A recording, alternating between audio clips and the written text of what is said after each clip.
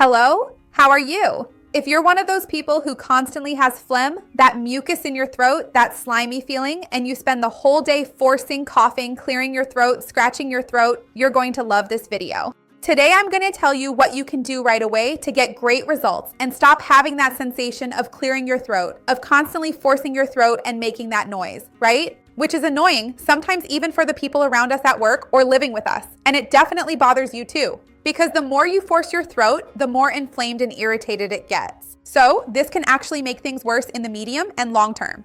Besides that, it's important for you to know the real cause of this so you can treat it.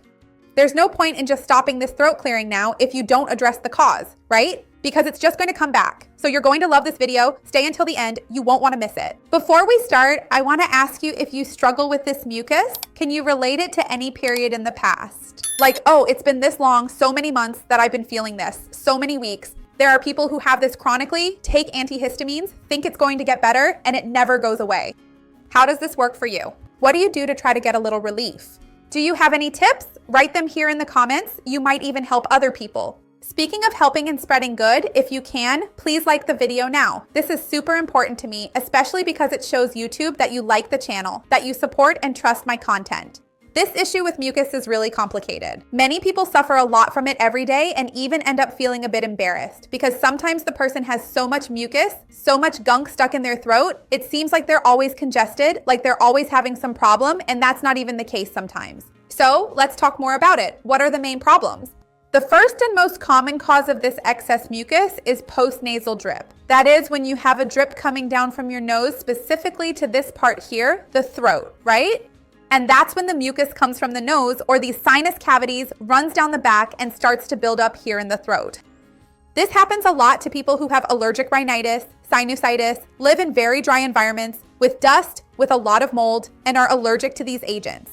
So, strong perfumes, cleaning sprays with a very strong smell, cigarette smoke, even if the person doesn't smoke, if they live with someone who does, or even a very dirty air conditioner, can all make this condition worse.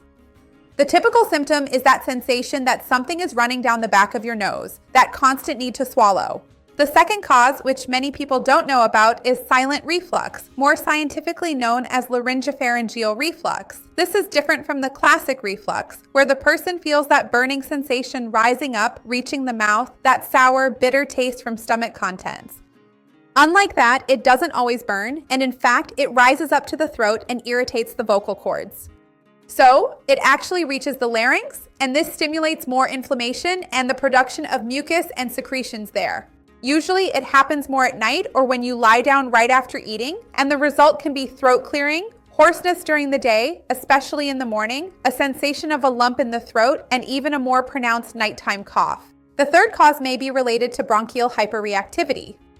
It's as if it were a mild form of asthma, so to speak, because the inflammation of the bronchioles increases the production of mucus, right? To make the body react, it coughs, and then this secretion becomes more pronounced, even without an infection.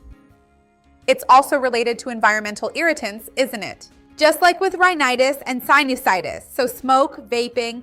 Never smoke vape because it's even worse than cigarettes themselves, which are already terrible. Cleaning products, pollution, or cooking in poorly ventilated places can increase this bronchial hyperreactivity. All of this further inflames the mucous membrane and stimulates more mucus production as a defense, creating this vicious cycle where the mucus doesn't clear from the throat.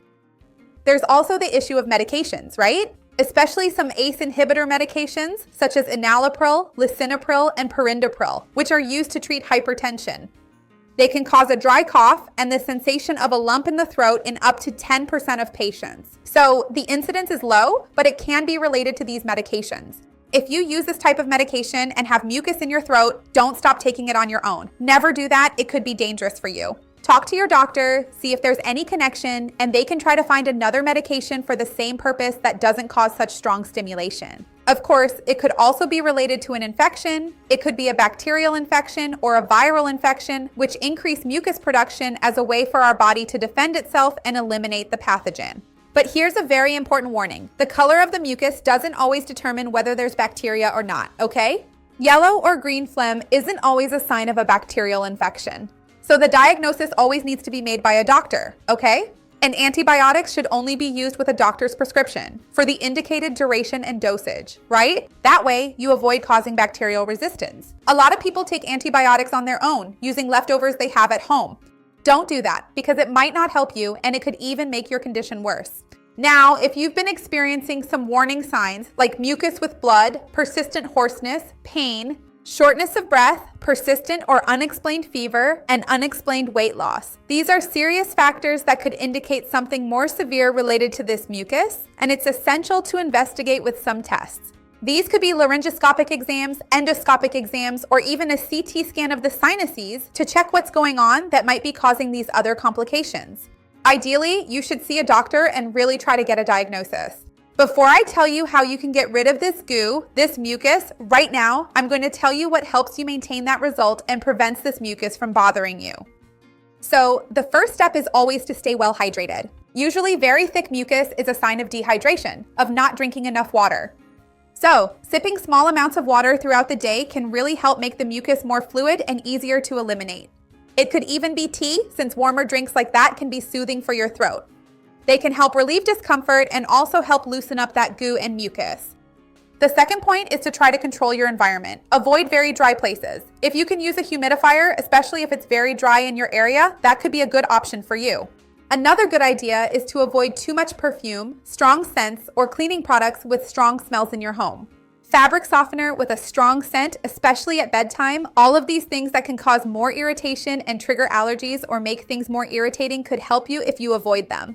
Now, in the case of post-nasal drip, that mucus you feel running down from your nose, rinsing with a saline solution is the best thing. So you can use a syringe or the devices that are available, right? Specifically, the ones you fill up and put it in through one nostril and it comes out the other. Sometimes people say nothing is coming out, but that's because the mucus can be clear. But you can see a kind of goo coming out, like egg white, and this really helps to get rid of the excess mucus. It actually works even better than those sprays you use just once or twice a day. So, getting that out of your nose is super important. If the problem is reflux, there are some adjustments that can help you. So, avoid eating in the 3 hours before going to bed. Raising the head of the bed, not just with a pillow, but actually elevating the mattress or the bed frame itself can help you improve this during the night.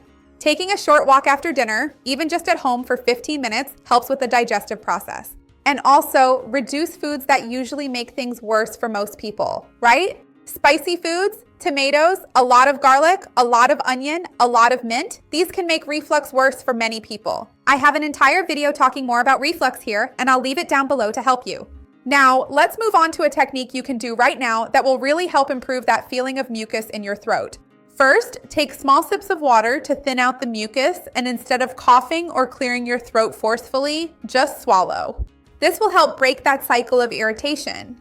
Then, gently massage this area of your throat here to help loosen the accumulated secretion. And you can keep doing this a few times without coughing, without forcing the irritation, to keep clearing and draining, right? Just a little bit, doing this naturally to help loosen things up. By the way, a tip I have for you is that if you have some chamomile tea or any calming tea, slightly warm, it really helps to loosen up that mucus more easily.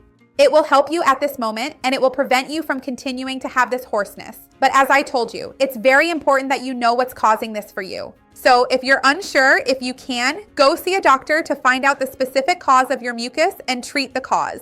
Just treating the symptom might mean the problem doesn't go away in the medium or long term. Let me know down below if this worked for you. I'm sure it will work. Write it for me down below. Remember to like the video, it really helps me out. And share this tip with anyone you think needs it and will enjoy it. Let's work together to spread this chain of good. That's what I want here with the channel. See you next time. Bye.